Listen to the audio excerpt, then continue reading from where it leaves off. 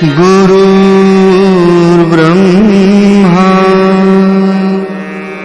गुरुर्विष्णु गुरुर्देवो महेश्वरः गुरुः साक्षात् परब्रह्म तस्मै श्री गुरवे नमः।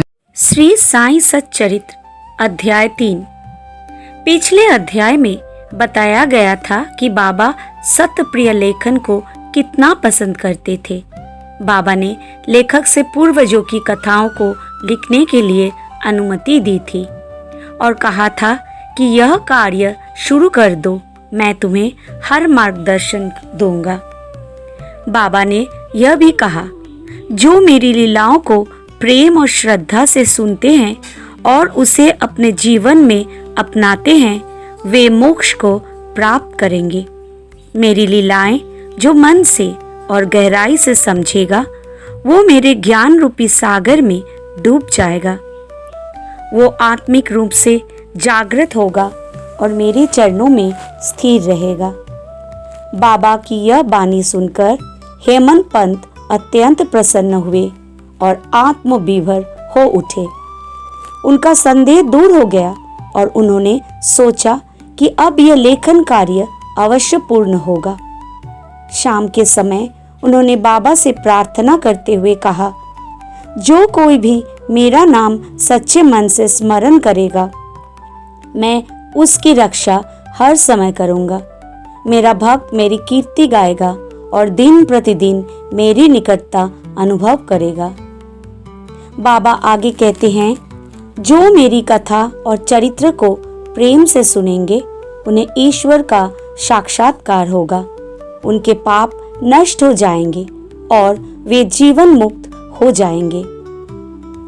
बाबा ने विशेष रूप से यह वचन दिया कि जो व्यक्ति उनको हृदय से याद करेगा और अपना तन मन धन समर्पित करेगा, उसे वे कभी भी निराश नहीं करेंगे। अंत बाबा ने कहा, जो भक्त मुझे मन प्राण से जानना चाहते हैं, जो मेरे कार्य और लीलाओं को समझने का प्रयास करते हैं, वे ही मेरे सच्चे साधक हैं। वे मेरी लीला को गहराई से समझकर आत्मिक कल्याण प्राप्त कर सकेंगे। बाबा कहते हैं, जो मेरी लीला और कीर्ति का विश्वास पूर्वक वर्णन करेगा, वो परमात्मा की कृपा और शांति प्राप्त करेगा। यह मेरा विशेष वचन है कि जो मेरे शब्दों को प्रेम और श्रद्धा से सुनेंगे, जो निष्ठा पूर्वक मेरा नाम स्मरण और ध्यान करेंगे, मैं उन्हें मुक्त कर दूंगा। जो नियमित रूप से मेरा नाम लेगा और मेरी पूजा करेगा, जो मुझ पर प्रेम पूर्वक ध्यान करेगा, चाहे वो सांसारिक बंधनों में बंधा हो या पाप में डूबा हो, मैं उसे मृत्यु और संकटों से बचा लूंगा। जो मेरी कथाओं को ध्यान पूर्वक सुनेगा, वो मुक्त होगा।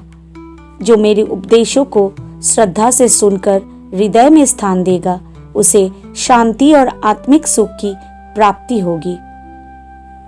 साईं नाम का उच्चारण जो करेगा, चाहे वो विपत्ति में हो या संकट में, मैं तुरंत उसके पास पहुंच जाऊंगा और उसकी रक्षा करूंगा।